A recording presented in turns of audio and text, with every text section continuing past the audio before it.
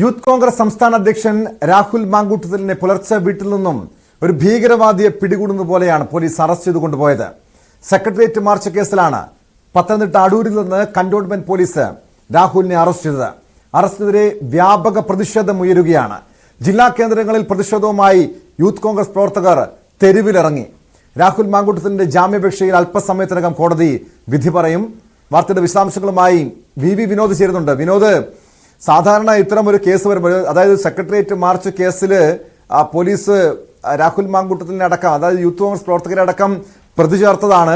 ഒരു നോട്ടീസ് കൊടുത്ത് വിളിപ്പിച്ച് ചോദ്യം ചെയ്യാവുന്ന കേസേ ഉള്ളൂ. പക്ഷെ എന്തുകൊണ്ടാണ് ഈ രീതിയിലുള്ള ഒരു അറസ്റ്റ് നാടകത്തിലേക്ക് പോയത്? എന്താണ് അതിന് പിന്നിൽ?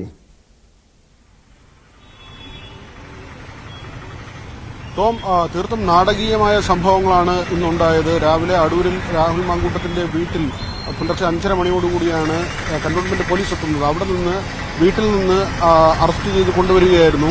ഈ സമയത്ത് രാഹുലിന്റെ അമ്മയും സഹോദരിയും ഒക്കെയാണ് ആ വീട്ടിലുണ്ടായിരുന്നത്. സൂര്യൻ ഉദിക്കും മുൻപ് തന്നെ രാഹുലിന്റെ വീട്ടിലെത്തി ഇത്തരത്തിൽ പിടികിട്ടാപ്പുള്ളികളെ പിടികൂടുന്നത് പോലെ പിടികൂടിക്കൊണ്ടുവന്നു എന്ന തരത്തിലുള്ള ഗുരുതരമായ ആക്ഷേപം അതുതന്നെയാണ് കോൺഗ്രസ് നേതാക്കൾ മുഴുവൻ പറയുന്നതും. സംസ്ഥാനത്താകെ ഇതിന്റെ പേരിലുള്ള പ്രതിഷേധങ്ങൾ നടക്കുകയും ചെയ്യുകയാണ്.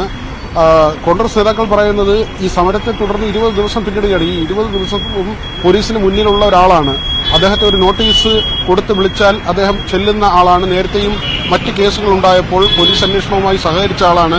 പോലീസ് വിളിപ്പിച്ചപ്പോഴെല്ലാം ചോദ്യം ചെയ്യലിന് എത്തിയ ആളാണ്. അങ്ങനെ ഒരാളെ എന്തിന് ഇങ്ങനെ നേരം വിളക്കുന്നതിന് മുൻപ് വീട്ടിൽ കയറി ഒരു വീട് വളഞ്ഞ് ഒരു സംസ്ഥാനത്തെ യുവജന സംഘടനയുടെ പ്രധാനപ്പെട്ട നേതാവിനെ, സംസ്ഥാന അധ്യക്ഷനെ തന്നെ ഇങ്ങനെ പിടിച്ചുകൊണ്ട് പോകേണ്ട എന്ത് സാഹചര്യമാണ് ഉണ്ടായിരുന്നതെന്ന ഒരു ചോദ്യം. മറ്റൊന്ന്, ഈ വാദം കോടതിയിൽ നടന്നപ്പോൾ പ്രധാനമായും പ്രതിഭാഗം ഉന്നയിച്ചത് നോട്ടീസ് നൽകിയിരുന്നില്ല.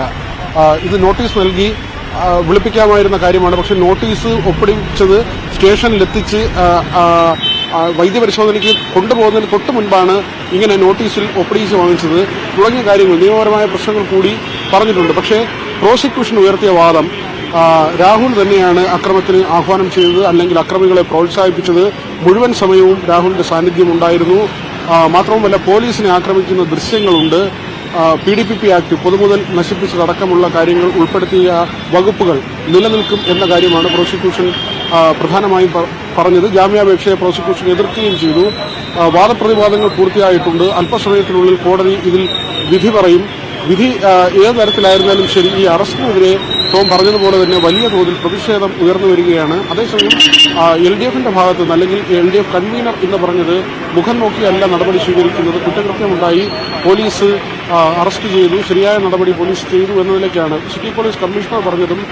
അങ്ങനെ തന്നെയാണ്. രാഷ്ട്രീയം നോക്കിയോ മുഖം നോക്കിയോ അല്ല, വീട്ടിൽ കയറി അറസ്റ്റ് ചെയ്യാൻ പാടില്ല എന്നൊരു നിയമമില്ല എന്ന ഒരു കാര്യം കൂടി സിറ്റി പോലീസ് കമ്മീഷണർ പറയുന്നു.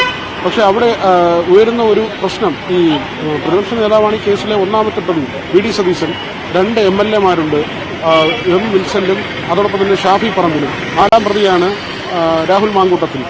ഈ 3 പേരെയും ഇനി 3 പേർക്കെതിരെ എന്ത് നടപടിയുണ്ടാകും? അതിന് സ്വാഭാവികമായും ഇവരുടെയൊക്കെ അറസ്റ്റിനാണെങ്കിൽ സ്പീക്കറുടെ അനുമതി ഉൾപ്പെടെയുള്ള കാര്യങ്ങൾ, അങ്ങനെയുള്ള നടപടിക്രമങ്ങളൊക്കെയും ഉണ്ട്. ജനപ്രതിനിധികൾ ആണ്. അത്തരം കാര്യങ്ങളിൽ എന്ത് നിലപാട് പോലീസ് സ്വീകരിക്കും എന്നതടക്കമുള്ള കാര്യങ്ങൾ അവശേഷിക്കുന്നു.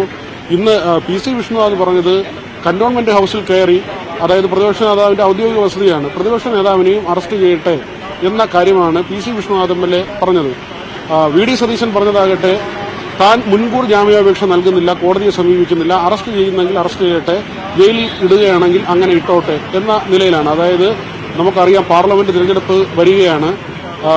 ഇങ്ങനെ ഭയപ്പെടുത്തിയോ പേടിപ്പിച്ചോ നേതാക്കളെ ജയിലിലടയ്ക്കാമെന്ന് കരുതേണ്ട എന്ന് കോൺഗ്രസ് പറയുമ്പോൾ, ഇത് നിയമപരമായ പോരാട്ടം എന്നതിനപ്പുറത്തേക്ക് സാധാരണഗതിയിൽ രാഷ്ട്രീയമായും നിയമപരമായും നേരിടും എന്ന് പറയുമ്പോൾ, ഈ ഒരു സാഹചര്യത്തിൽ നമുക്ക് പറയാൻ കഴിയുന്നത് അവിടെ ഒരല്പം ഉയർന്നു നിൽക്കുന്നത് രാഷ്ട്രീയം തന്നെയാണ്.